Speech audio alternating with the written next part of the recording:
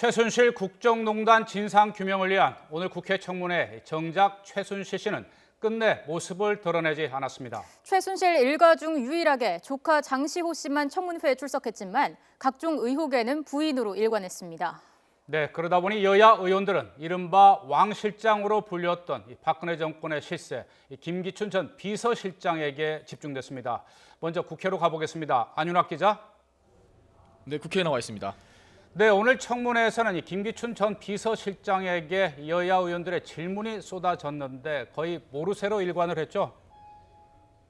네, 그렇습니다. 특히 세월호 참사 당시에 박 대통령이 청와대에서 최대 90분 동안 머리 손질을 했다는 의혹과 관련해 여야 의원들의 추궁이 이어졌습니다. 당시 비서실장이었기 때문에 그 누구보다 대통령의 일거수일투족을 잘 알고 있으리라는 판단 때문인데요. 김기춘 전 실장은 그러나 대통령 관저에서 일어나는 사사로운 생활에 대해서는 잘 모른다며 당시 박 대통령이 청와대에 있었다고만 알고 있다고 답했습니다. 여야 의원들은 비서실장이 어떻게 모를 수가 있느냐, 진짜 몰랐다면 무능력한 것 아니냐는 질타를 쏟아냈습니다. 세월호 참사 당일 대통령 대면 보고가 이루어지지 않았던 이유에 대해서는 당시 김장수 안보실장이 계속 보고하고 있었다고 해명했습니다. 세월호 시신을 인양하면 정부 책임이 커져서 부담된다고 말했다는 김영한 전 민정수석의 비망록에 대해서는 극구 부인했습니다. 그렇게 지시한 적도 생각한 적도 없다고 강조했습니다. 그 밖에 최순실 씨의 존재를 알고 있었는지에 대한 질문에는 거듭 몰랐다고 답변했습니다. 포스코 회장 인선 과정에 개입했다는 등 각종 의혹에 대해서도 대부분 모른다, 기억나지 않는다는 답변으로 일관했습니다.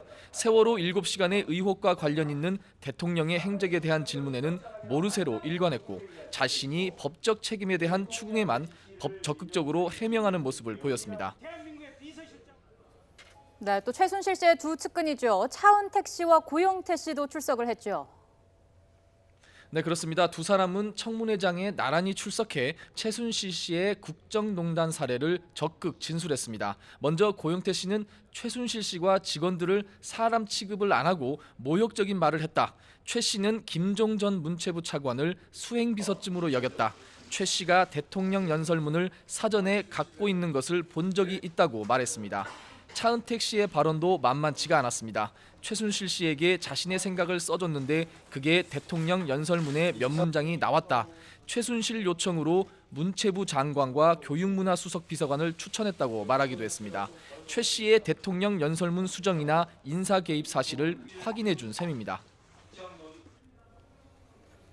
네, 최순실 씨의 조카 장시호 씨, 최순실 씨 일가 가운데 뒤늦게 청문회장에 유일하게 모습을 드러냈죠.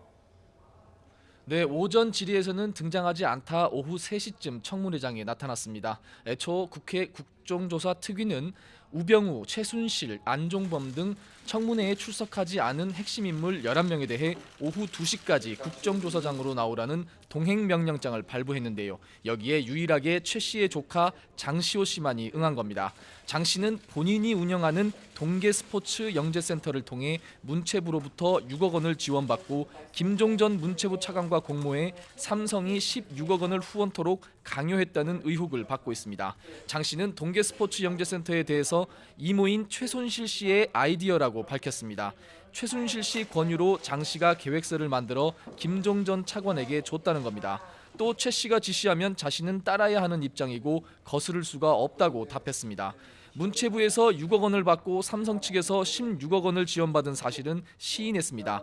영재센터에 지원을 한 제1기획의 김재열 스포츠사업 총괄 사장은 김종 전 차관의 압력을 받고 지원을 했다는 취지로 증언하기도 했습니다. 장시호 씨는 그러나 11억 원 횡령 혐의에 대해서는 잘못된 얘기라며 선을 그었습니다.